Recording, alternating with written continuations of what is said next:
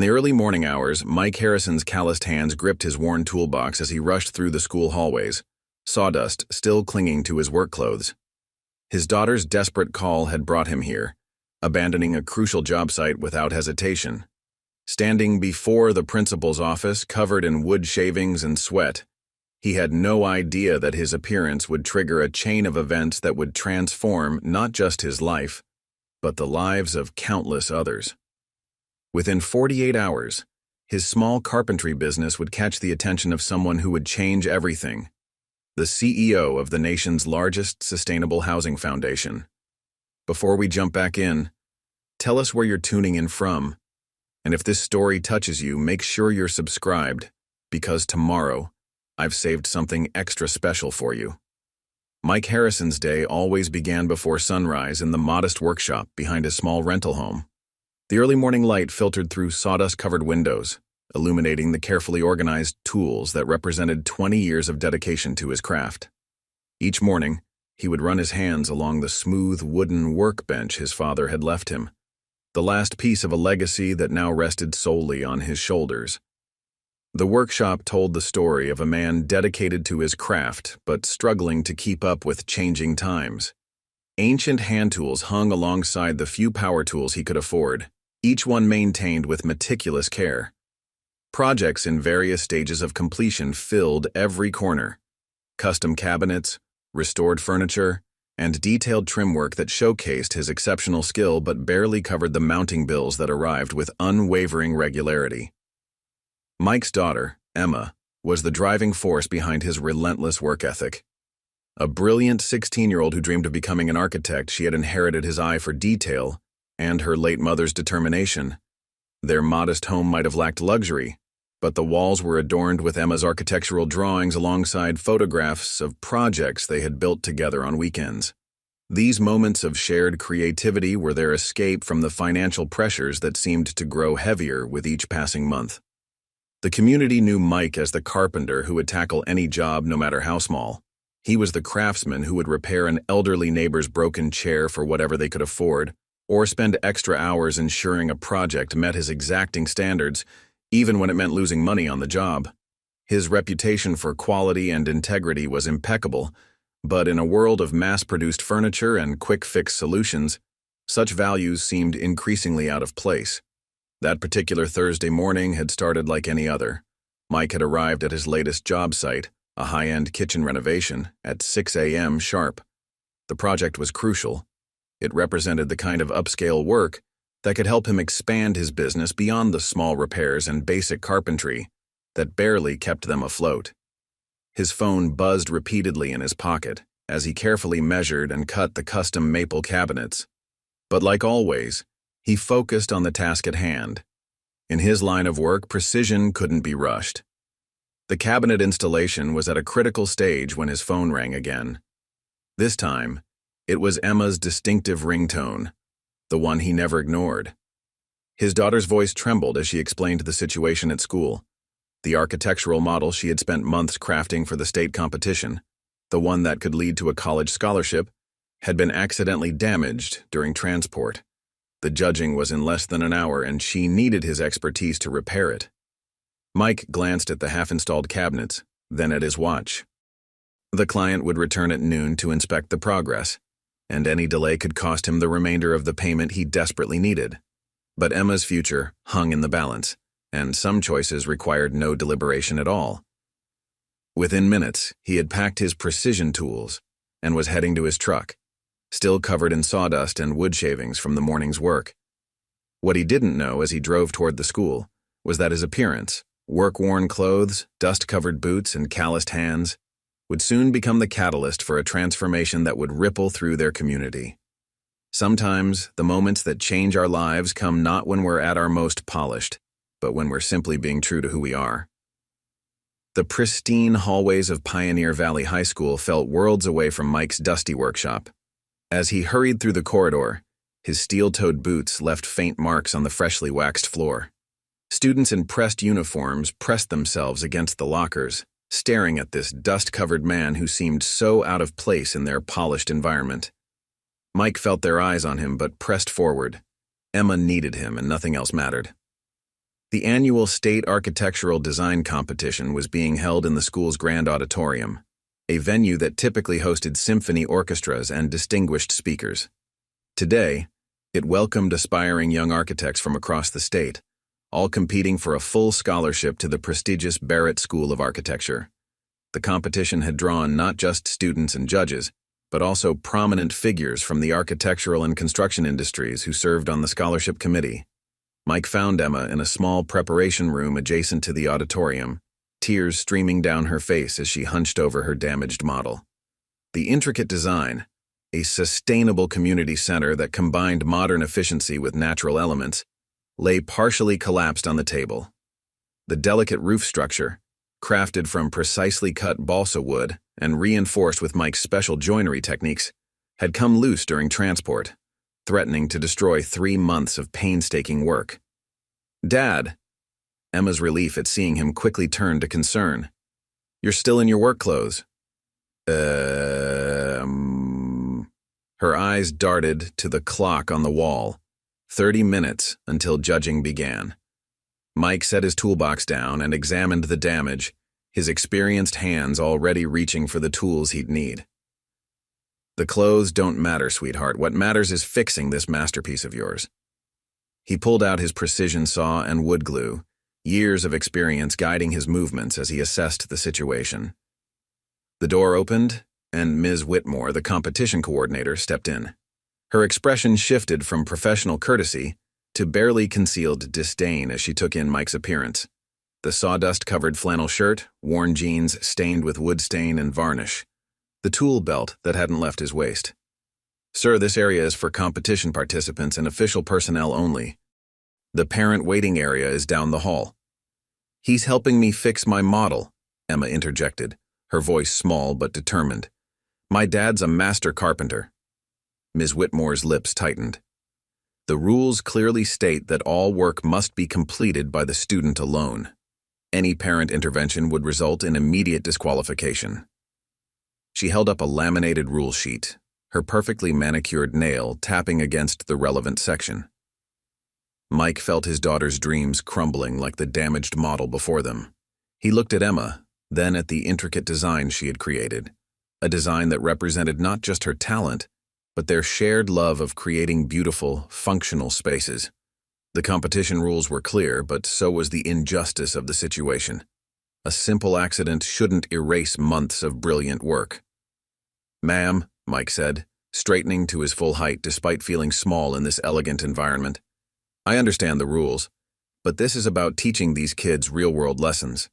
In the real world of architecture and construction, we collaborate. We solve problems together. No architect succeeds alone."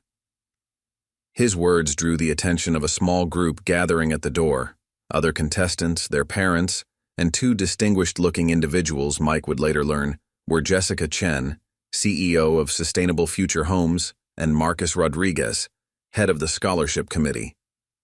They listened as Mike continued, his voice gaining strength despite his consciousness of the sawdust falling from his clothes onto the immaculate floor.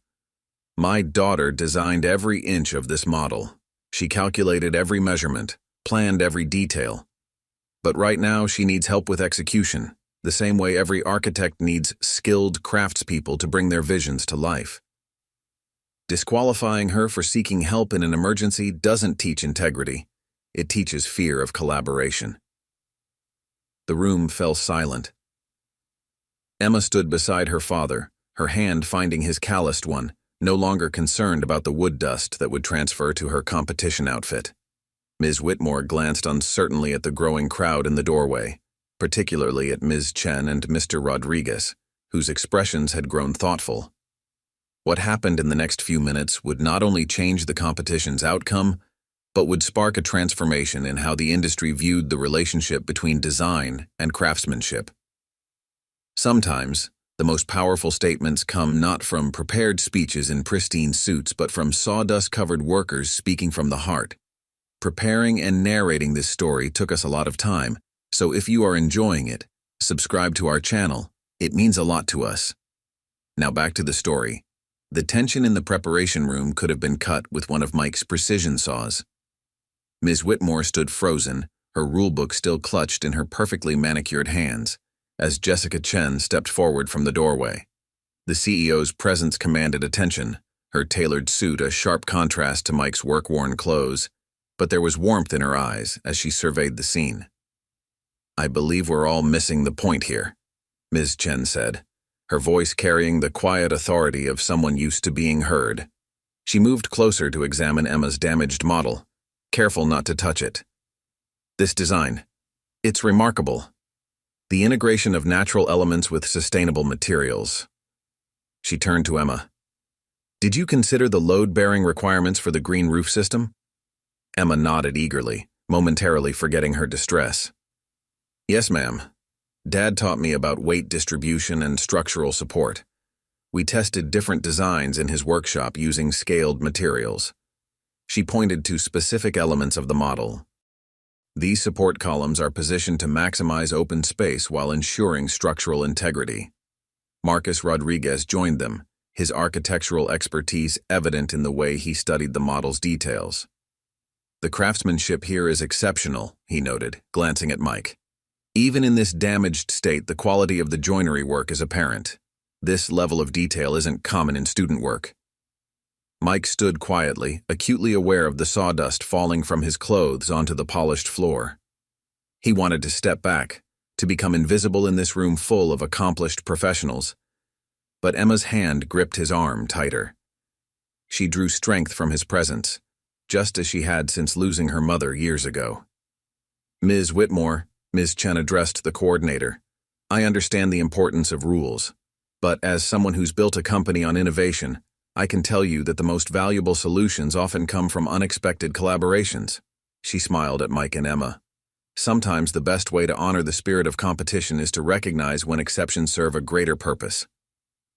The coordinator hesitated, looking between the rule book and the influential figures before her. "I suppose we could make an allowance given the circumstances, but it would need to be documented that the repair work only restored the original design, not enhanced it." "I'll oversee it myself," Mr. Rodriguez offered, pulling up a chair. "In fact, I'd like to observe this father-daughter team at work. It's not often we get to witness the practical application of design principles in real time." What happened next transformed the preparation room into an impromptu masterclass in craftsmanship.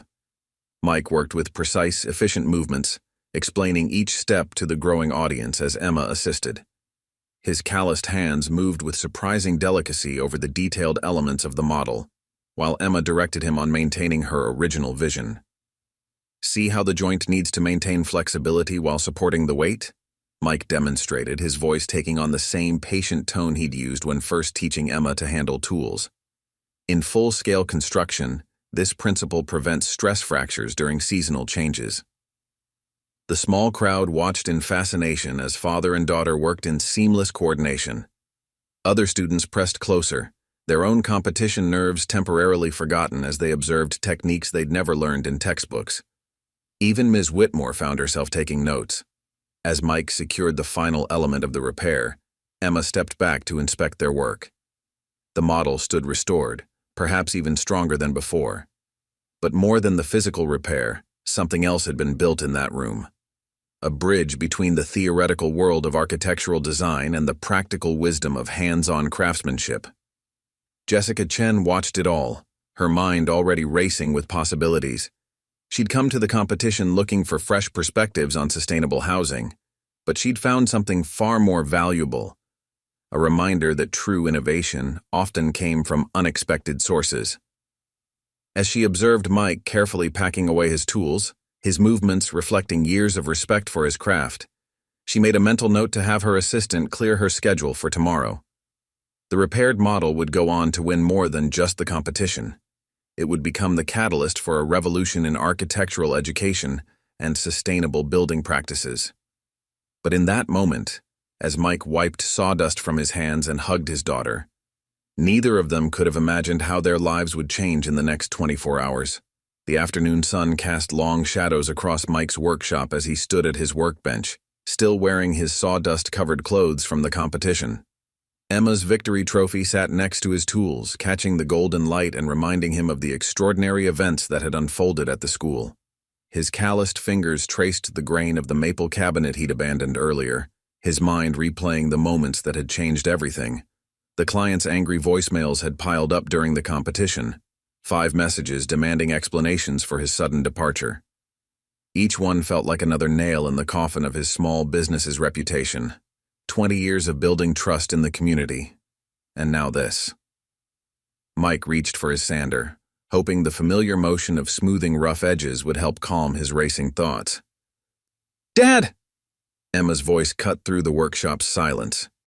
She burst through the door, her competition outfit replaced with her favorite worn jeans and one of his old flannel shirts. Her eyes sparkled with an excitement he hadn't seen since before her mother passed. "You're not going to believe who just called." Mike set down his tools, recognizing that look in her eyes, the same one she got when solving a particularly challenging design problem. "Let me guess. The client wondering where their cabinets are." He tried to keep his tone light, shielding her from his worries. "No." Emma pulled out her phone, practically bouncing. It was Ms. Chen's assistant, from Sustainable Future Homes. She thrust the phone toward him, showing an email with the company's prestigious letterhead. "They want to meet with us. Both of us. Tomorrow morning." The invitation hit Mike like a physical force. Jessica Chen, the CEO, who'd watched him work on Emma's model, who'd seen him covered in sawdust in that pristine school environment, wanted to meet with them. He glanced down at his work clothes, then around at his modest workshop. "Sweetheart, I don't know. These corporate types—" "Stop." Emma's voice carried her mother's firmness. "You didn't see how Ms. Chen watched you work, how everyone listened when you explained about load-bearing joints and sustainable materials. They saw what I've always seen, that your knowledge is valuable." Mike sank onto his work stool, decades of doubt weighing heavily on his shoulders. "Emma, I'm just a carpenter. A good one, maybe, but still just a man who works with his hands. What could someone like Jessica Chen want with me?" Emma picked up a piece of scrap wood from his workbench, one of the many pieces they'd used to test her model's design concepts. "You're not just a carpenter, Dad. You're an artist who understands the soul of wood, who sees the potential in raw materials that others miss." She ran her finger along the grain. "And today, you showed everyone that craftsmanship and innovation aren't enemies. They're partners." The workshop fell quiet, except for the distant sound of evening birds. Mike's eyes moved from his daughter's hopeful face to the walls around them, where photographs chronicled their journey together. Emma's first birdhouse, their restored dining table, the intricate dollhouse that had sparked her interest in architecture.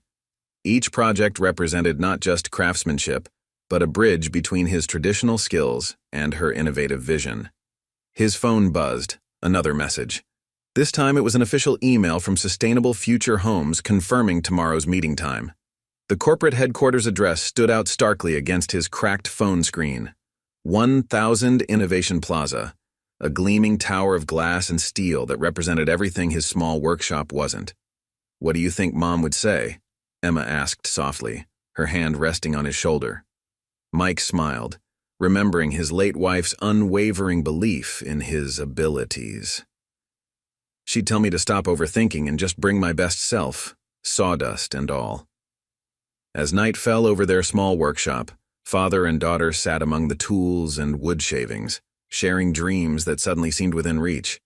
The meeting tomorrow might change everything, or it might lead nowhere. But for the first time in years, Mike felt something he'd almost forgotten: the excitement of possibility. The Sustainable Future Homes headquarters loomed before them, its glass and steel facade stretching skyward.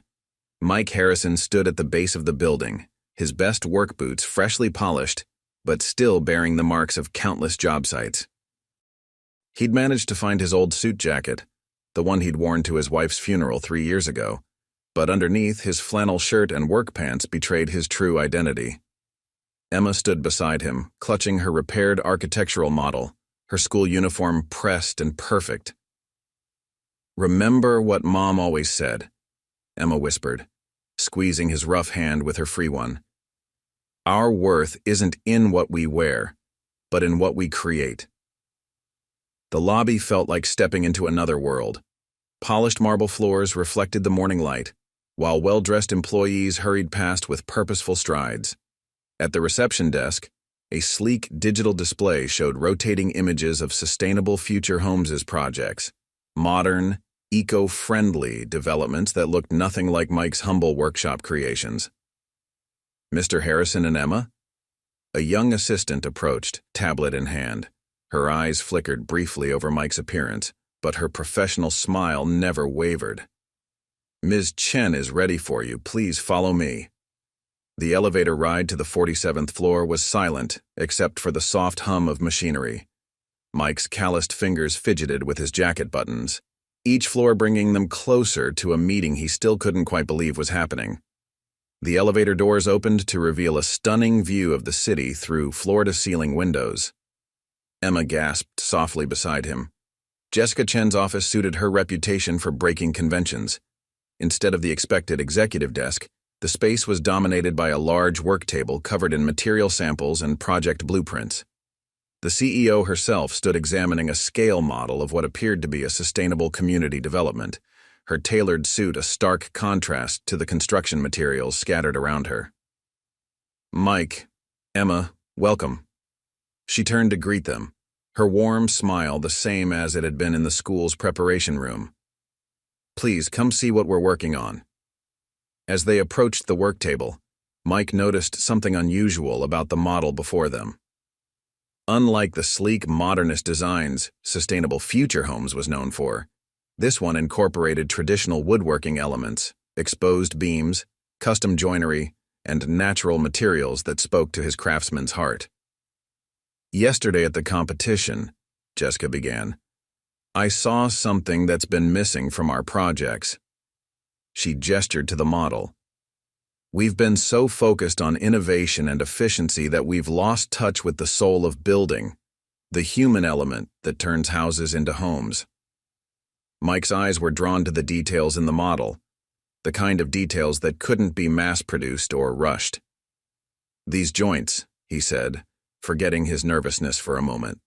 "They're traditional mortise and tenon, aren't they?" Jessica nodded, a glimmer of excitement in her eyes. "That's exactly what I wanted to talk about. We've been developing a new initiative, one that combines modern, sustainable building practices with traditional craftsmanship. But we've been missing something crucial, someone who understands both the practical and spiritual aspects of woodworking." She turned to Emma, who was still holding her competition model. "Your design yesterday showed me that innovation doesn't have to mean abandoning tradition, and your father's impromptu lesson in the preparation room demonstrated something even more valuable, the importance of passing on craft knowledge to the next generation." Marcus Rodriguez, who had been quietly observing from a corner, stepped forward. "We're not just building houses anymore," he added. "We're trying to create a legacy of sustainable craftsmanship, but we need someone who can bridge the gap between old-world skills and new-world needs." Mike's heart pounded as he began to understand where this conversation was heading. "I'm just a small-time carpenter," he said softly. "My workshop barely keeps up with local repairs and custom pieces." "You're much more than that," Jessica countered. "You're a master craftsman who understands the importance of teaching and preserving these skills. We want to create a training program within Sustainable Future Homes, one that combines traditional woodworking with modern, sustainable building practices. And we want you to help design and lead it." Emma's grip on his hand tightened as Jessica laid out their vision. A craft academy integrated with their sustainable housing projects, teaching new generations the values of quality, sustainability, and traditional workmanship. The salary she mentioned was more than Mike had earned in the past 5 years combined, but it was the opportunity to preserve and pass on his craft that made his throat tight with emotion. "Your daughter's scholarship was just the beginning," Jessica continued. "We want to create more opportunities for young people to learn these vital skills. The question is, are you ready to think bigger than your workshop?" Mike looked at Emma, seeing in her eyes the same excitement he felt building in his chest. In that moment, he remembered something his father had told him long ago. A true craftsman builds more than things. He builds futures. The morning sun streamed through the windows, catching the dust motes in the air. Not sawdust this time, but the shimmer of possibility. Sometimes the biggest changes come not when we try to become something we're not, but when we find people who value us for exactly who we are. The drive home from Sustainable Future Homes headquarters felt surreal. Mike's old truck, with its familiar scent of wood shavings and varnish, seemed out of place in the stream of sleek corporate vehicles leaving the parking garage. Emma sat beside him, her competition model carefully secured in the back, her eyes still bright with excitement. Neither had spoken much since leaving Jessica Chen's office, both lost in thoughts about the magnitude of what had just been offered. "Pull over, Dad," Emma suddenly said as they passed their local park. It was where they'd spent countless weekends when she was younger, Mike teaching her the basics of woodworking on portable sawhorses while other families had picnics. He guided the truck into the empty parking lot, killing the engine but leaving his hands on the steering wheel. "You're overthinking it," Emma said softly, reading his furrowed brow like a blueprint. "I can hear the gears turning from here." Mike finally released his grip on the wheel, turning to face his daughter. "It's not that simple, sweetheart. The mortgage on the workshop, our regular customers, Mrs. Peterson's cabinet restoration that I promised to finish by next month." His voice trailed off as he looked through the windshield at the park's ancient oak trees. "Remember when you taught me about wood grain?" Emma asked, her voice taking on the patient tone he'd always used with her. "How you said the strongest pieces often have the most complex patterns. That what looks like imperfection is actually character?" Mike nodded, a slight smile tugging at his lips. Trust his daughter to use his own lessons against him. "This opportunity is like that," she continued. "It's not perfect, it's not simple, but maybe that's what makes it right." The afternoon sun filtered through the oak leaves, casting dappled shadows that reminded Mike of wood grain patterns. He reached into his jacket pocket, pulling out the business card Jessica Chen had given him. The embossed letters caught the light. "Building tomorrow's legacy. Today." "Ms. Chen said something that keeps echoing in my head," Mike admitted. "About how we're not just preserving techniques, we're preserving values. The patience to do things right. The wisdom to work with natural materials instead of against them. The importance of teaching the next generation." He thought about the model they'd shown him in Jessica's office, the one that blended traditional craftsmanship with sustainable innovation. It represented everything he'd always wanted to achieve but never had the resources to pursue. The salary they'd offered was life-changing, but it was the possibility of impact that truly called to him. "Your mother would have loved this," he said quietly. "She always said my problem was thinking too small." Emma reached over and took his rough hand in hers. "She also said you were the only person she knew who could build something beautiful out of any piece of wood, no matter how rough or discarded." Mike's mind wandered to his workshop. Every tool, every workbench, every unfinished project told a story. The thought of leaving it behind created a physical ache in his chest. But then he remembered Jessica Chen's words about the training program, about creating a space where traditional craftsmanship could be taught alongside modern techniques. "They're not asking you to stop being a craftsman, Dad," Emma said, seeming to read his thoughts again. "They're asking you to be an even bigger one, to build something that lasts longer than furniture, to build a future for craftsmanship itself." A young family walked past their truck, heading toward the playground. The father carried a small child on his shoulders while another ran ahead, their laughter carrying through the truck's open windows. Mike watched them, thinking about legacy, about generations, about the things we pass down that matter most. "You know what the hardest part of woodworking is?" he asked Emma, though his eyes were still on the family. "Knowing when to make the first cut?" "No," he smiled. "Knowing when to put down the sandpaper. When to accept that something is ready, even if it's not what you originally imagined it would be." He started the truck's engine, its familiar rumble a comfort in the midst of so much uncertainty. "I think it's time to put down the sandpaper, kiddo. Time to build something new." Emma's smile could have lit up his workshop on the darkest day. "Does this mean—" It means we have some calls to make, starting with Mrs. Peterson about her cabinets. He pulled out his phone, then paused. And Emma? Thank you for showing me that sometimes the best way to honor tradition is to help it grow. As they drove home, plans already forming between them, Mike realized something important. The workshop had taught him everything he knew about woodworking, but his daughter had taught him something even more valuable, that the truest form of craftsmanship was having the courage to shape your own future, even when the grain runs in unexpected directions. The news spread through the community like sawdust in a workshop, fine particles of information drifting into every corner of their small town. Mike Harrison, the local carpenter who'd never advertised but always had work, was partnering with Sustainable Future Homes. The whispers carried equal measures of curiosity and concern. What would happen to his workshop? Who would repair Mrs. Johnson's antique rocking chair or restore the Historical Society's wooden panels? 3 weeks after his meeting with Jessica Chen, Mike stood in his workshop for the last time as its sole proprietor. The morning light streamed through the windows he'd installed himself 15 years ago, highlighting decades of sawdust embedded in the wooden floors. Every surface held memories. The workbench where Emma had learned to sand wood, the wall marked with her height measurements, the pegboard displaying tools passed down from his father. "I thought I'd find you here," a familiar voice called from the doorway. Sarah Peterson, his client from the unfinished kitchen job, stepped into the workshop.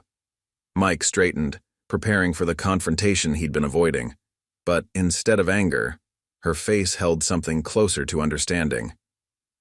"Mrs. Peterson, about your cabinets," he began, but she raised a hand to stop him.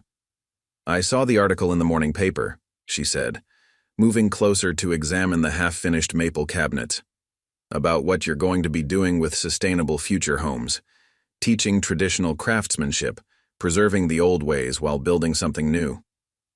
Mike ran his hand along the smooth maple surface, feeling the grain beneath his fingers. "I still owe you these cabinets. I won't leave them unfinished." Sarah smiled, touching the wood herself.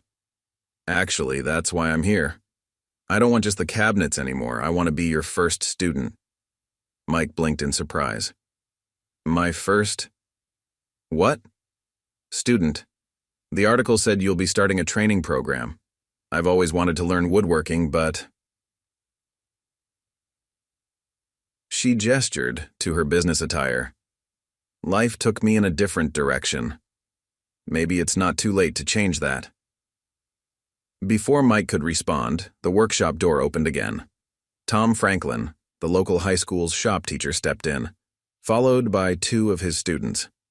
"Hope we're not interrupting," Tom said, "but we heard you might be looking for assistant instructors for your new program." The morning continued like that, a steady stream of visitors to the workshop, each bringing their own connection to Mike's craftsmanship and their own hopes for its future. James Chen, one of Jessica's sons, arrived mid-morning with architectural plans for the new training facility. They spread the blueprints across Mike's old workbench, sawdust coating the crisp paper. "We've incorporated everything you suggested," James explained, pointing to various sections. "The traditional workshop space here, modern design studios there, and this central area." He paused, smiling. "We're calling it the Legacy Room. It's where your old workbench and tools will be displayed, teaching students about the history of craftsmanship while they learn its future."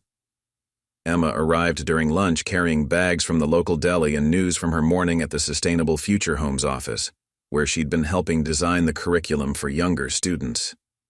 "Dad, you won't believe the applications we're getting. People from all over the state want to learn traditional woodworking."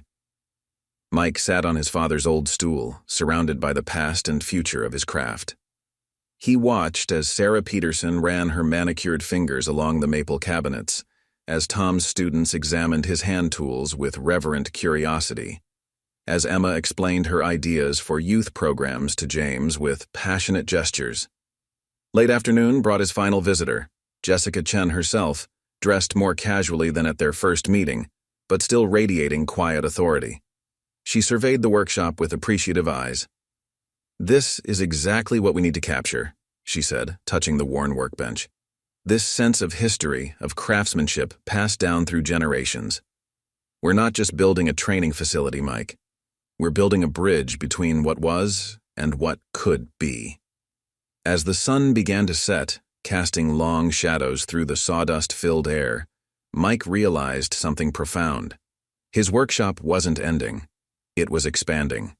Every person who had visited today represented a thread in a larger tapestry, a continuation of craftsmanship's story. "You know what my father used to say?" he told Jessica as they locked up the workshop. "He said a piece of wood never truly belongs to the carpenter. We are just its caretakers, shaping it into something that will outlive us." Jessica nodded, understanding in her eyes. "And now you're doing the same with your knowledge, shaping it into something that will outlive all of us." Mike pocketed the workshop keys, but for the first time, the weight in his pocket felt less like a burden and more like a promise.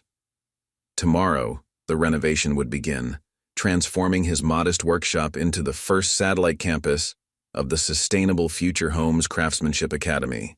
But tonight, in the gathering darkness, he could already hear the echo of future hammers, the buzz of future saws, the quiet satisfaction of future craftsmen, learning to read the story in every piece of wood. The morning of the Academy's opening dawned crisp and clear, sunlight streaming through the workshop's newly restored windows. Where Mike's solitary bench once stood, rows of handcrafted workstations filled the expanded space, each one built by Mike himself during the renovation. His father's old workbench held the place of honor in the legacy room, its weathered surface telling stories of 3 generations of craftsmen. Mike stood in the doorway, adjusting the collar of his new uniform, a custom-designed jacket that combined professional appearance with practical functionality. The Sustainable Future Homes logo was embroidered above one pocket, while his personal mark, a simple carpenter's square, adorned the other. Emma had helped design it, insisting that he needed to look the part of a master craftsman while still being able to work comfortably. Nervous, Emma appeared beside him, clutching a stack of course materials. At 17, she'd become the Academy's youngest instructor, teaching basic design principles to weekend youth classes while continuing her own studies. "Not nervous," Mike replied, running his hand along a nearby workbench. "Just remembering. A month ago, this was just our old workshop. Now..." The space had been transformed, but thoughtfully so. The original beams remained exposed, now restored to their former glory. The walls, once cluttered with hanging tools, displayed both historical woodworking implements and cutting-edge sustainable materials. The air still carried the scent of wood and possibility, but now it was mingled with the excitement of new beginnings. "Mr. Harrison?" Sarah Peterson's voice drew his attention. His former client now stood before him in work clothes, safety glasses perched on her head. "The other students are arriving. Should we let them in?" Outside, a group of 20 people, the Academy's first official class, waited eagerly. They ranged from high school students to retirees, each drawn by the promise of learning traditional craftsmanship in a modern context. Tom Franklin, now the Academy's associate instructor, greeted them with the same enthusiasm he'd shown his high school students for decades. Jessica Chen arrived just as Mike was preparing to open the doors. She'd kept her promise about preserving the workshop's soul while expanding its reach. The renovation had maintained the building's historic character while incorporating state-of-the-art sustainable features. Solar panels now powered the facility, and a sophisticated dust collection system protected both the environment and the craftsmen. "Ready to make history?" she asked, standing beside Micah at the entrance. Mike looked at the gathering crowd, seeing the same love for craftsmanship in their eyes that his father had first recognized in him. "You know, my dad used to say that every piece of wood has 2 stories, the one nature gave it and the one we help it tell." Jessica smiled. "And what story are we telling here?" "One of connection," Mike replied, his hand resting on the door handle. "Between past and future, between craft and innovation, between people who might never have met if not for their love of creating something lasting." The doors opened, and the first class of the Sustainable Future Homes Craftsmanship Academy stepped into their new workshop. Mike watched as they took in the space, their expressions mirroring his own wonder at seeing his modest workshop transformed into something greater than he'd ever imagined. The morning began with a tradition Mike insisted on maintaining, each student selecting their first piece of wood. He guided them through the process, teaching them to read the grain, understand the character of each piece, and envision its potential. Sarah Peterson, who'd once only cared about having perfect kitchen cabinets, now ran her hands over a rough oak board with understanding eyes. "The wood tells you what it wants to become," Mike explained, moving among the workstations. "Our job isn't to force it into shape, but to help it reveal its true nature." In the corner of his eye, he caught Emma leading a group of younger visitors through the legacy room. Her voice carried clearly as she explained the history of each tool, the importance of understanding roots while growing toward the future. His daughter had become not just a student of architecture, but a keeper of craft's living history. As the first shavings began to curl from planes and the air filled with the sound of careful work, Mike felt something settle in his chest. This wasn't an ending or even just a new beginning. It was a continuation. Every stroke of sandpaper, every careful measurement, every moment of instruction was adding another ring to the tree of craftsmanship's history. James Chen appeared briefly, documenting the day for the company's records. He paused to watch Mike demonstrate a traditional joinery technique to an entranced group of students. "You know," James commented to his mother, "when we first discussed this project, we thought we were just adding a training program, but we're actually preserving something priceless." Jessica nodded, observing as Mike guided Sarah's hands through the proper motion of planing wood. "We're not just teaching them to build furniture," she replied. "We're teaching them to build connections, to the past, to each other, to the very essence of creating something meaningful." The day continued, filled with the timeless rhythm of craftwork and the fresh energy of new beginnings. As sunlight slanted through the western windows, turning sawdust motes to gold, Mike realized that his father's workbench had never been busier or happier than it was now. Surrounded by eager hands learning to love wood the way 3 generations of Harrisons had before them. 3 months after the Academy's opening, Mike stood before a different kind of project entirely. The historic Miller Community Center, a century-old building that had served as the heart of their town for generations, was slated for demolition. Its wooden bones had weathered too many seasons, or so the city council claimed. But Jessica Chen had seen an opportunity, not just for restoration, but for transformation. "This will be the Academy's first real test," Jessica explained to the gathered students, their faces a mix of excitement and apprehension. The morning sun filtered through the community center's dusty windows, illuminating decades of wear and countless stories held within its wooden walls. "We're not just preserving a building. We're proving that traditional craftsmanship has a place in modern sustainable renovation." Mike ran his hand along one of the center's original support beams, reading its history through his fingertips. "The wood here is old-growth oak," he explained to the gathered group. "You can't find timber like this anymore. Each beam tells the story of over 100 years of growth before it was even cut."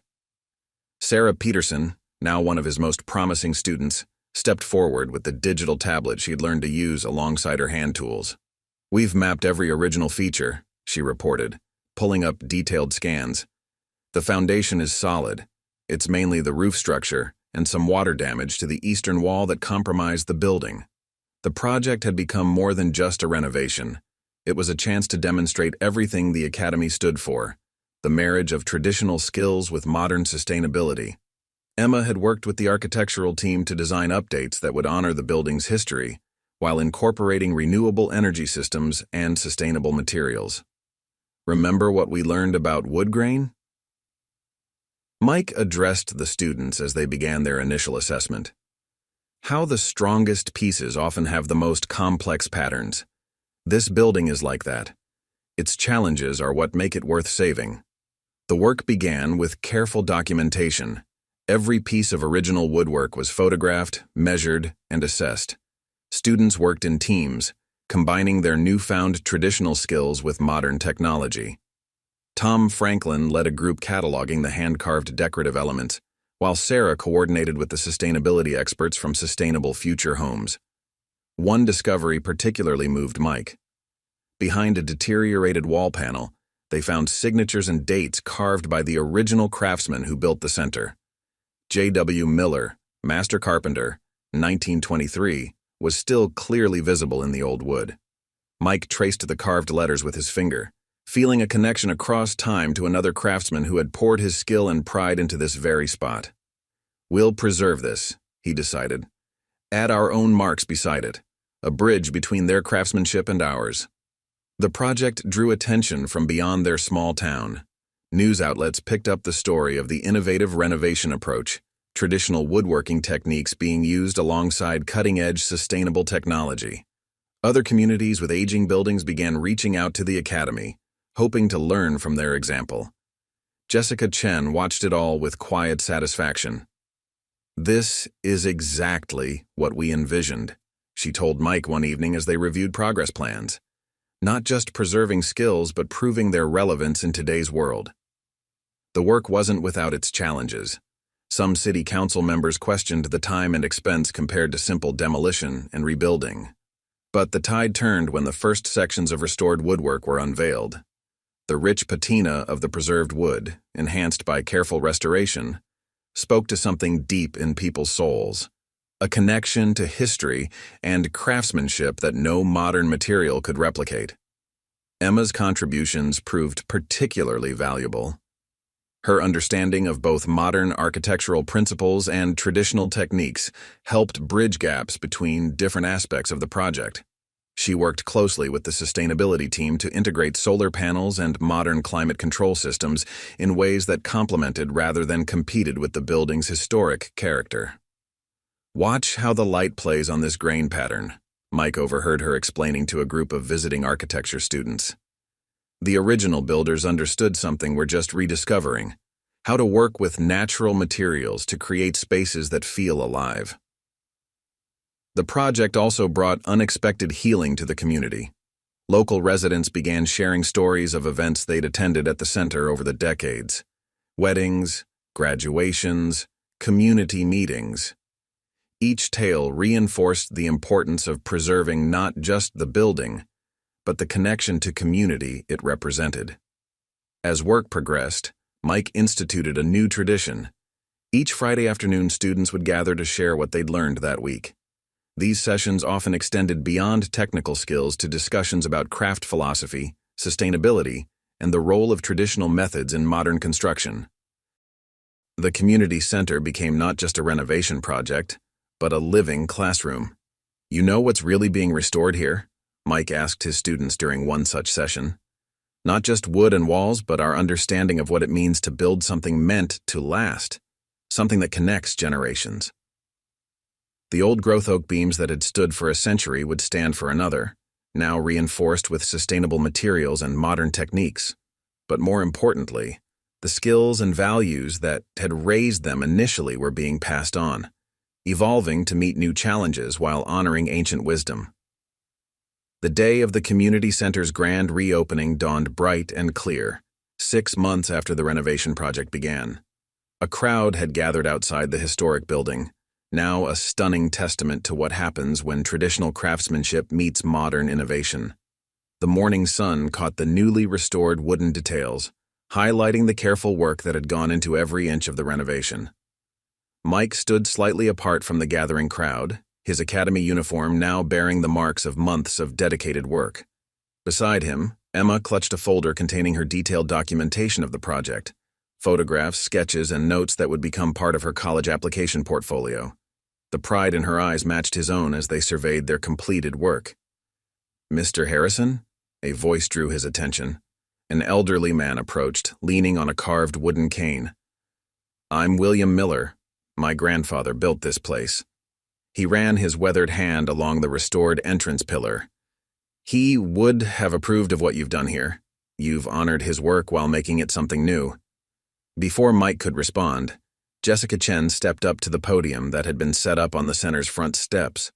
The crowd quieted, but Mike's attention was drawn to the faces of his students scattered throughout the audience. Sarah Peterson stood with her family, her business suit replaced by work clothes that bore the proud marks of craftsmanship. Tom Franklin had brought his entire high school shop class, the teenagers looking at the building with new understanding in their eyes. When we began this project, Jessica began, some people questioned whether traditional woodworking had a place in modern, sustainable construction. Today, we stand before the answer. She gestured to the building behind her. This renovation hasn't just preserved a historic structure, it's created a blueprint for the future of sustainable building. The center had indeed become more than just a renovation project. During the work, architectural firms from across the country had sent representatives to observe the unique combination of techniques being employed. The Academy's approach to blending traditional craftsmanship with modern sustainability had caught the attention of the construction industry at large. But the true success of this project, Jessica continued, isn't in the techniques we've developed or the systems we've implemented. It's in the people we've brought together. She turned to where Mike stood with Emma. Mike Harrison took a risk when he agreed to help us create the Craftsmanship Academy. Today we see that risk paying off in ways none of us could have imagined. The doors opened, and the crowd flowed into the restored space. The interior was a masterpiece of integration. Historic wooden elements restored to their original beauty while incorporating subtle modern updates. Solar panels hidden within the restored roof structure powered efficient lighting that highlighted the building's natural features. The old growth timber beams, carefully preserved and reinforced, stood proud against the ceiling. Mike led groups through the building explaining the work that had gone into each element. At the restored central staircase, he paused to show visitors the wall where they'd found the original builder's signatures. Beside the historic marks, each Academy student who had worked on the project had added their own name, creating a timeline of craftsmanship that spanned nearly a century. This is more than just a building, Mike explained to one tour group. It's a bridge between generations of craftsmen. Every piece of wood here tells two stories, the one written by the original builders and the one we've helped continue. The impact of the project reached far beyond the building itself. During the renovation, 3 other communities had reached out to the Academy, seeking help with similar historic structures. Sustainable Future Homes had already approved the expansion of the training program, with plans to establish satellite academies in other states. Later that afternoon, as the crowds thinned, Mike found himself in the building's main hall with Emma and Jessica.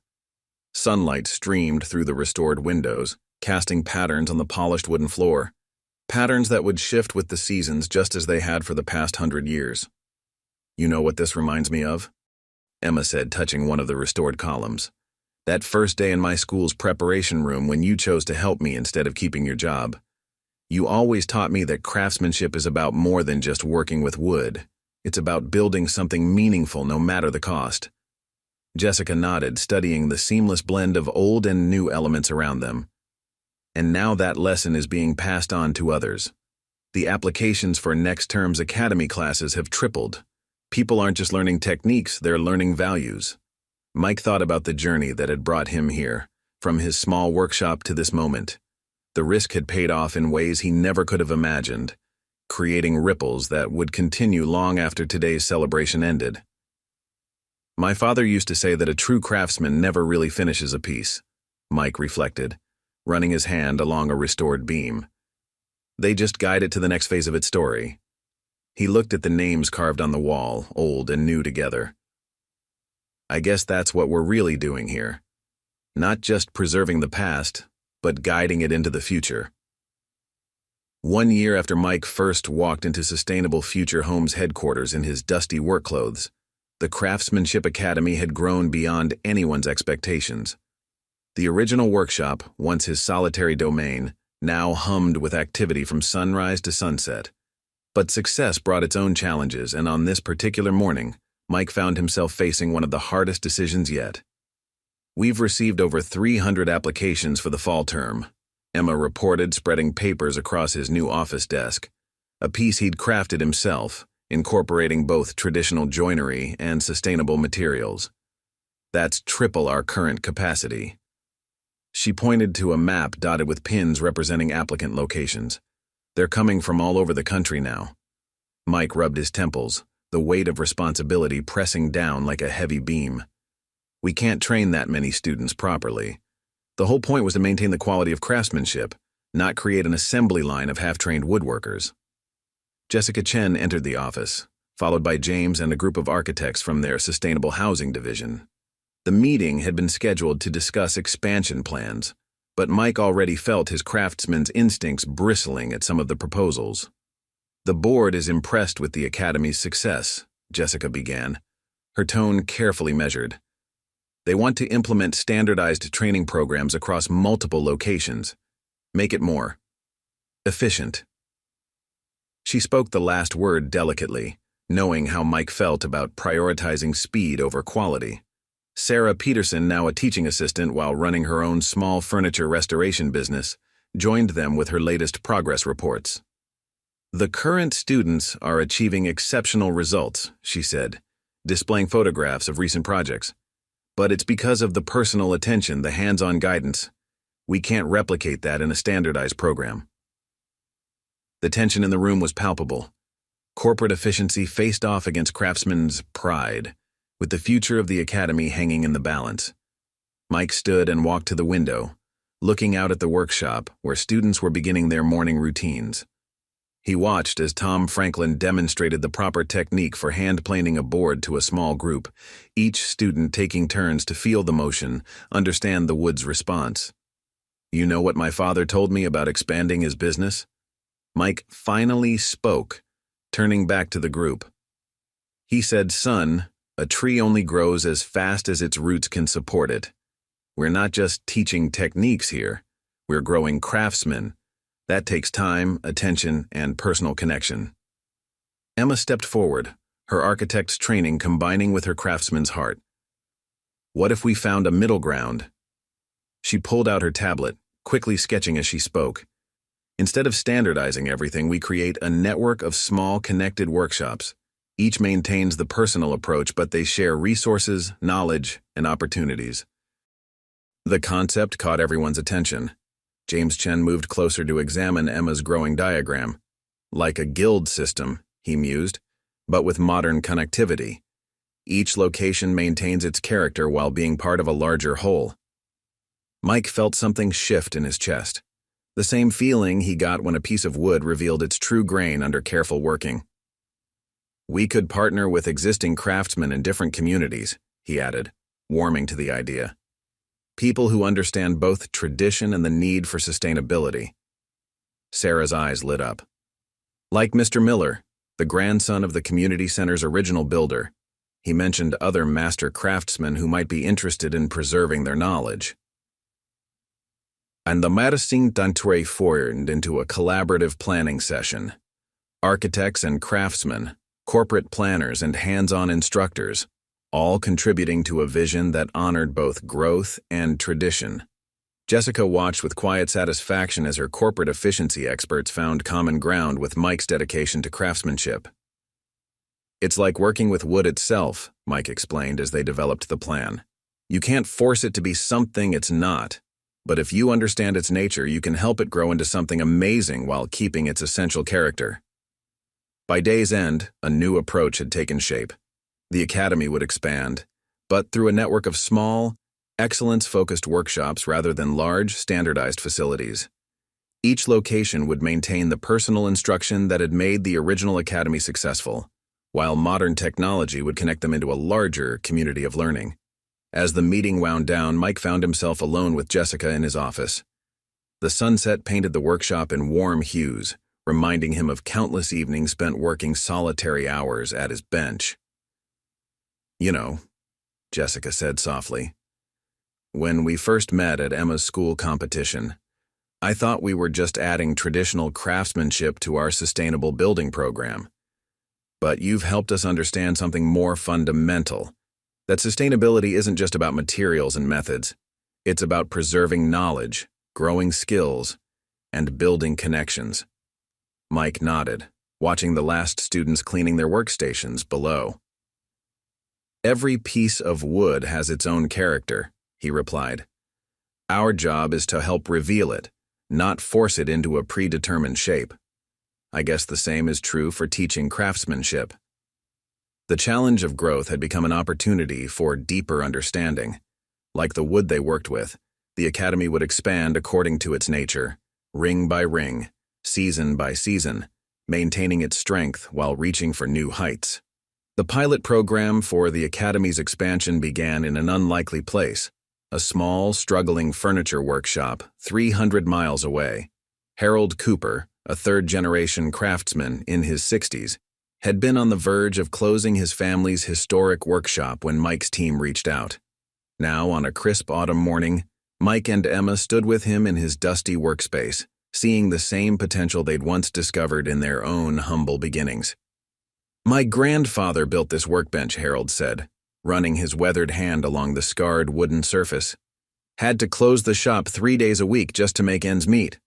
Thought I'd be the last Cooper to work wood in this town." His voice caught slightly. Never imagined it could become something new. The workshop bore striking similarities to Mike's original space. Decades of craftsmanship embedded in every corner, tools passed down through generations, the unmistakable atmosphere of genuine workmanship. But it also faced the same challenges that had once threatened Mike's own business: changing markets, modern competition, and the struggle to preserve traditional skills in a fast-paced world.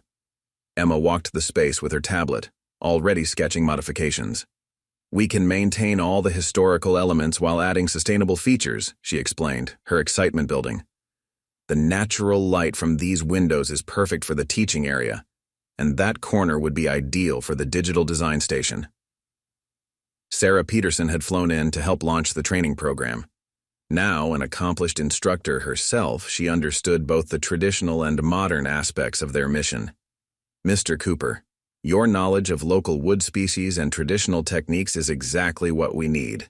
We're not replacing the old ways, we're giving them new life." The transformation began immediately. While maintaining the workshop's historic character, they integrated modern sustainable practices and technology. Harold's ancient workbench became the centerpiece of the new teaching area, its decades of nicks and stains telling stories that no new equipment could match. "It's like grafting new growth onto a strong root system," Mike explained to a local reporter who came to cover the story. "We're not just preserving buildings or techniques, we're keeping craft knowledge alive by helping it adapt and grow." The local community's response exceeded expectations. Within weeks, Harold's workshop had a waiting list of students ranging from young apprentices to established contractors wanting to learn traditional methods. The sight of the lights burning late into the evening, the sound of hand tools and careful instruction, brought new energy to the neighborhood. Back at the original academy, Mike and his team used modern technology to connect the two locations. Large screens allowed master classes to be shared between workshops, while digital archives helped document and preserve traditional techniques. Students in both locations collaborated on projects, combining their local knowledge with shared expertise. "Watch how Harold shapes that joint," Mike would tell his students, the live feed showing the master craftsman's techniques in detail. "See how he reads the grain, how he lets the wood guide his hands. That's knowledge that can't be written in a manual." The success of Harold's workshop proved their concept, but it also revealed new challenges. Each location needed to maintain its unique character while integrating into the larger network. Local traditions and materials had to be respected while maintaining consistent standards of excellence. One morning, as Mike reviewed progress reports with Jessica Chen, an unexpected visitor arrived at the original academy. William Miller, grandson of the community center's builder, had brought a group of craftsmen from across the state, men and women who, like Harold, carried generations of woodworking knowledge. "We've been watching what you're doing," William said, his eyes bright with purpose. "Each of us has a workshop, a history, a community, and each of us wants to be part of this renaissance." The meeting that followed lasted hours. Stories were shared, techniques demonstrated, connections made. Each craftsperson brought unique insights, one specialized in historic restoration, another in sustainable forestry, a third in traditional joinery techniques that were nearly lost to time. Emma, who had been documenting everything, suddenly looked up from her notes. "Dad, Remember what you always said about wood grain? How the strongest pieces have the most complex patterns. We're creating something like that here. A network of craftsmanship where each unique thread makes the whole stronger. Jessica Chen, who had been quietly observing, nodded in agreement. This is beyond what we initially imagined. It's not just about preserving skills or building sustainably. We're creating a living library of craftsmanship, one that can grow and adapt while staying true to its roots. As the day wound down, Mike found himself back at his father's old workbench, now used to teach new generations. He watched as William Miller demonstrated a complex joinery technique to a group of students, his weathered hands moving with the same care and precision that his grandfather had once used on the community center. "You know what the real challenge is?" Mike asked Sarah as they observed the lesson. "Making sure we grow strong without growing away from our foundations. Every new workshop has to be more than a satellite location. It has to be a true home for craftsmanship." Sarah smiled, remembering her own journey from corporate executive to dedicated craftswoman. Like that first day, when you chose to help Emma at the competition. Sometimes the best way forward is to stay true to what matters most. The network was growing, but like a well-tended garden, it was growing according to its nature. Each new location would add its own character to the whole, creating something that was both ancient and new, both local and universal. The future of craftsmanship was taking shape, one workshop at a time. The opportunity came unexpectedly. A massive restoration project for the state's oldest library, a historic building that had served generations of scholars. The catch? The work needed to be completed in half the usual time, while maintaining historical accuracy and incorporating modern sustainable features. It was exactly the kind of challenge the new network of workshops had been created to handle. 6 different workshops, dozens of craftsmen, hundreds of architectural elements to restore or recreate, Emma explained, spreading the plans across the conference table at the original academy. The morning light streamed through the windows, illuminating detailed drawings of ornate woodwork and complex joinery. "This is bigger than anything we've tackled before." Mike studied the blueprints, his experienced eyes catching details others might miss. The library's original craftsmen had left their mark in every corner: hand-carved moldings, intricate ceiling panels, custom-built shelving that had held books for over a century. Each element told a story of skill and dedication. "This is why we built the network," Jessica Chen reminded them. She'd flown in specifically for this meeting, understanding the project's significance. "Each workshop brings its own expertise, but together we can accomplish something none could do alone." The logistics were daunting. Harold Cooper's workshop would handle the historical moldings, their team's expertise in period-specific techniques making them the perfect choice. William Miller's group would take on the structural elements, their understanding of old-growth timber, crucial for matching the original work. The other workshops each had their specialties, one excelling in sustainable materials, another in fine detail work, a third in modern integration techniques. Sarah Peterson, now managing her own branch of the academy, pointed to the project timeline on her tablet.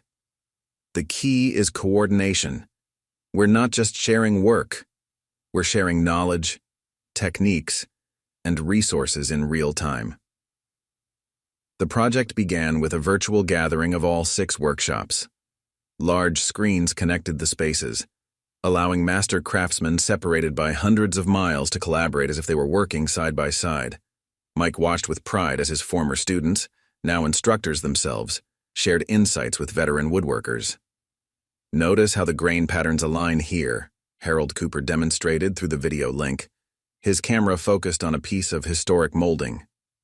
The original craftsmen were telling us something about load distribution through their design choices.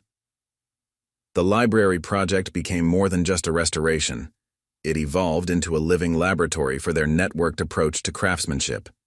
Each workshop maintained its independence while contributing to the greater whole.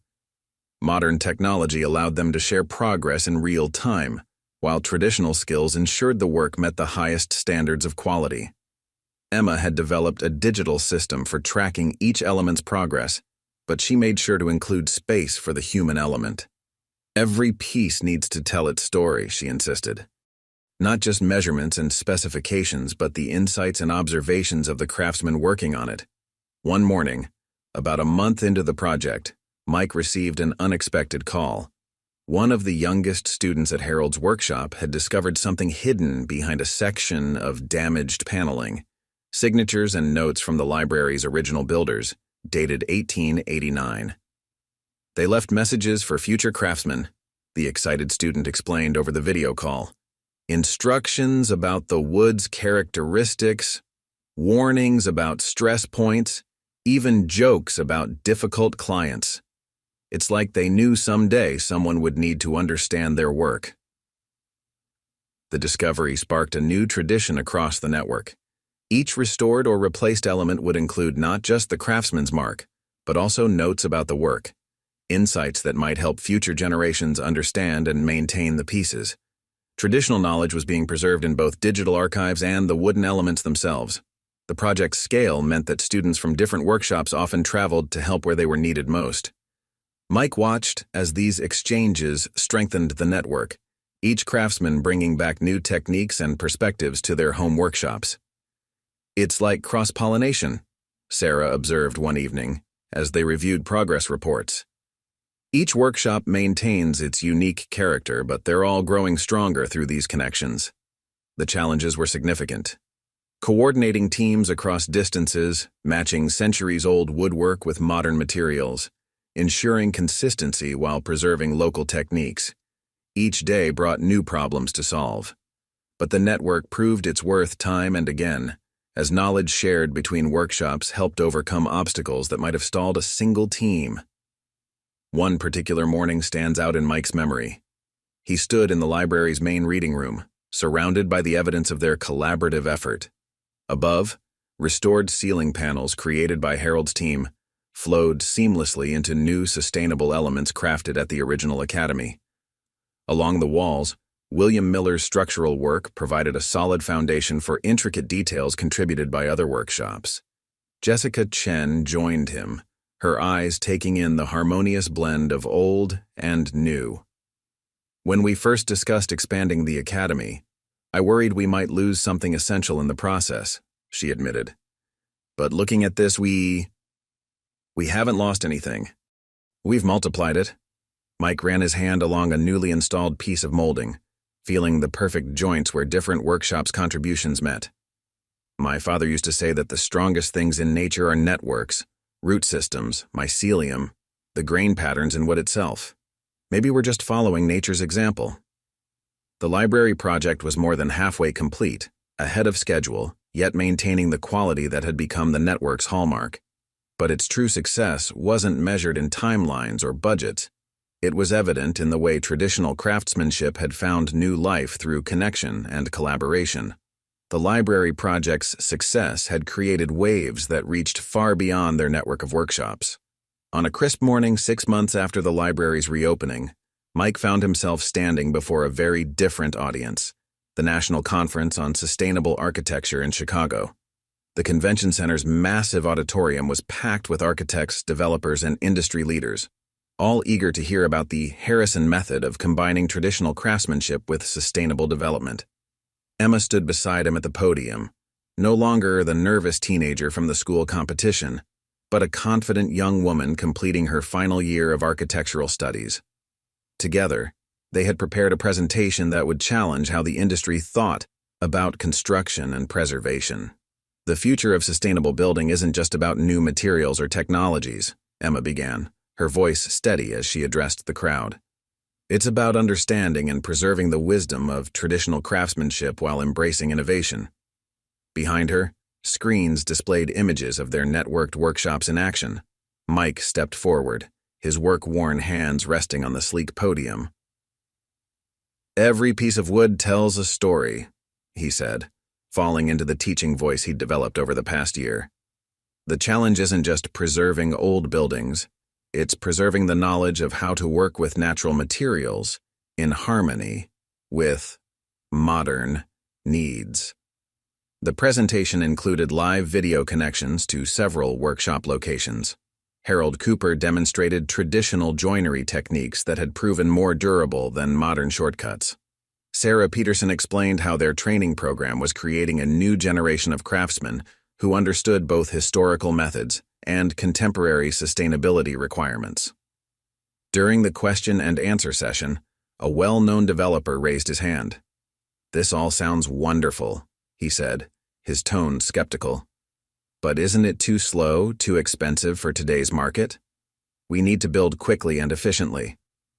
Before Mike could respond, Jessica Chen stood up from her seat in the front row. "Let me answer that," she said, walking to join them on stage. "When we first partnered with Mike Harrison, we thought we were just adding a traditional craftsmanship program to our sustainable building division. What we've discovered is that true efficiency isn't about building faster. It's about building better." She pulled up data from their recent projects. "Our buildings aren't just lasting longer and requiring less maintenance. They're creating connections within communities. People don't just live or work in these spaces. They form emotional bonds with them. That's a different kind of sustainability." The conference marked a turning point. Requests for partnerships and training programs began pouring in from across the country, and even internationally. Major development companies wanted to establish their own craft training programs. Universities sought to integrate traditional woodworking into their architectural curricula. Back at the original academy a week later, Mike sat in his office, reviewing proposals with Emma and Jessica. The autumn sun cast long shadows through the workshop windows where students were cleaning up after their day's lessons. "We could expand the network significantly," Jessica said, indicating the stack of partnership offers. "The demand is clearly there." Emma was already sketching ideas on her tablet. "We could create regional hubs, each maintaining the small workshop approach while sharing resources and knowledge." Mike stood and walked to the window, watching his students below. A young woman was carefully showing an older contractor the proper way to use a hand plane, their differences in age and background forgotten in the shared focus on craftsmanship. The scene reminded him of teaching Emma when she was young. "You know what happens when a tree grows too fast?" he asked, turning back to them. "The wood becomes weak, the grain patterns unstable. Growth needs to happen at the right pace, in the right way." Jessica nodded thoughtfully. "What are you suggesting? Instead of just expanding our network, what if we created something bigger? A movement to reconnect craftsmanship with community?" Mike's eyes lit up as he developed the idea. Each local workshop becomes not just a training center, but a hub for preserving and evolving local building traditions. Emma caught his enthusiasm. "Like what happened with the library project, where we discovered those notes from the original builders. We could create a living archive of craft knowledge, specific to each region but connected to the whole." The idea took shape as they discussed it. The network would grow, but organically, each new location emerging from local needs and traditions. They would help establish guidelines and provide support, but each workshop would maintain its independence and unique character. "It's like the difference between a plantation and a forest," Mike explained. "A plantation forces trees to grow in rigid rows all the same. A forest grows naturally, each tree finding its place in the ecosystem. We need to be more like the forest." As they worked late into the evening developing this new vision, Sarah Peterson arrived with unexpected news.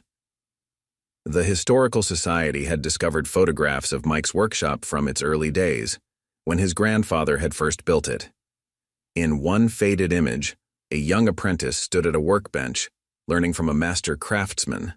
"Look at the date," Sarah said, pointing to the photograph's caption. "That apprentice was William Miller's grandfather, learning from your grandfather. The connections were there all along. We're just rebuilding them." The discovery seemed to confirm they were on the right path.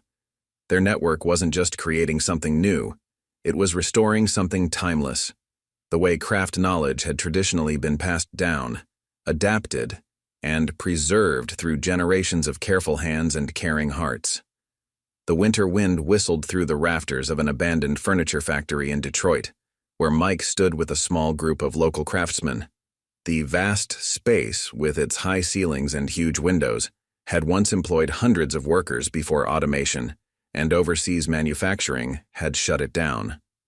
Now, 20 years later, it held the promise of new life. "Most developers would tear this down," said Marcus Rodriguez, who had flown in from Sustainable Future Homes to assess the site. "But look at these bones." He ran his hand along one of the massive wooden support beams, still solid after a century of use. Old-growth timber you can't find anymore. Craftsmanship that survived every Michigan winter since 1910. The local group included James Wilson, a third-generation furniture maker, who'd managed to keep his small workshop alive through the tough years, and Diana Chen, no relation to Jessica, a young architect who'd grown up in the neighborhood. They were part of a community initiative to revitalize the area through sustainable development and traditional crafts. "We've been following what you've done with your network," Diana explained, pulling out detailed plans she'd drawn up. "This isn't just about restoring a building. It's about restoring hope to a community that was built on craftsmanship." Mike walked the space slowly, his experienced eyes seeing past the dust and decay. Emma, who had taken time from her final semester to join him, was already sketching ideas on her tablet. The factory floor could become workshop spaces, the upper offices transformed into classrooms and design studios. But something else caught Mike's attention. Signatures and dates carved into the support columns, marking generations of craftsmen who had worked here. "Tell me about the community," Mike said, turning to James. "What traditions are still alive here? What skills need to be preserved?" James's face lit up as he described the rich heritage of furniture making in the area, the specialized techniques passed down through families, the unique characteristics of local wood species. "We've got people with the knowledge," he said, "but we're running out of places to pass it on." The meeting extended into the evening, lit by portable work lights that cast long shadows across the factory floor. Diana spread out historical photographs showing the building in its heyday, not just a factory, but a center of community life where craft knowledge was shared and preserved. "This is exactly what we were talking about," Emma said excitedly, pulling up their new vision document on her tablet. "Not just replicating our program, but helping each community revive and adapt their own craft traditions." Mike nodded, remembering his conversation with Jessica Chen about growing like a forest rather than a plantation. This was how it would work, finding the right people, the right places, and helping them rebuild their own connections to craftsmanship. Back at the original academy, Sarah Peterson was coordinating with other network members via video conference. The Detroit project would be different from their previous expansions. Instead of establishing a satellite of their program, they would help the local community create something uniquely their own. "Think of it as grafting rather than cloning," Mike explained to the network members. "We provide the structural support, but the growth comes from the local roots." The concept resonated with the other workshop leaders. Harold Cooper shared how his location had adapted training methods to incorporate local woodworking traditions. William Miller described how his workshop had become a repository for regional craft knowledge. Jessica Chen, joining the call from her office, saw the bigger picture forming. "We're not just building a network anymore," she observed. "We're cultivating an ecosystem of craft knowledge." The Detroit project became a model for this new approach. Instead of sending in their own team, they worked with local craftsmen to develop a program that honored their community's unique heritage. Diana's architectural expertise helped bridge the gap between traditional methods and modern sustainability, while James's deep connections to the local crafts community ensured that valuable knowledge wouldn't be lost. Emma, in her final semester of architectural school, made the Detroit restoration the subject of her thesis project. She proposed a new framework for craft preservation that went beyond just teaching techniques. It was about understanding how craftsmanship shaped communities and could help rebuild them. "What we're really preserving isn't just techniques or buildings," she explained during her thesis presentation, which drew attention from architectural firms across the country. "It's the way craftsmanship connects people to their heritage and to each other." The project hit obstacles, as all meaningful work does. Funding challenges, regulatory hurdles. skeptics who questioned whether traditional craftsmanship could really contribute to urban renewal. But the community rallied around the vision. Local businesses offered support, retired craftsmen volunteered to teach, and young people began signing up for training programs before they were even established. One evening, as Mike was preparing to return home, he found James Wilson sitting alone in the partially restored factory, running his hand along a newly cleaned workbench. "My grandfather used to work at this very bench," James said quietly. "Never thought I'd see it being used again." He looked up at Mike with tears in his eyes. "We're not just saving a building or teaching some skills. We're keeping something alive that should never have been allowed to die." Mike understood completely. Every restored beam, every preserved technique, every connection rebuilt between craftsmen and community was part of something larger than themselves. They were helping communities remember who they were and imagine who they could become. 2 years to the day after Mike Harrison had rushed into his daughter's school covered in sawdust, he stood on a stage in his newly pressed academy uniform, looking out at a sea of faces. The National Convention Center was packed with craftsmen, students, architects, and community leaders from across the country. But his eyes found one face in particular: Emma, sitting in the front row, now a graduated architect and the driving force behind their movement's educational programs.